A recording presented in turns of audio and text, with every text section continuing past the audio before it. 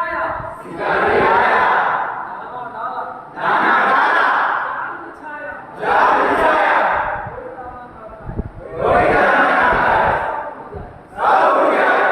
अगले दिन शिकारी आया तो सब छोटे थे, क्या बोले? शिकारी आया, उसने दाना डाला तो क्या बोले?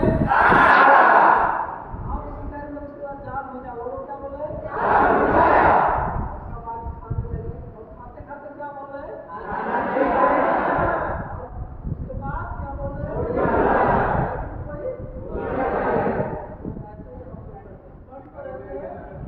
अप्लाई नहीं करते, तो आप लोग सब पढ़ रहे हैं, तो अप्लाई करने के लिए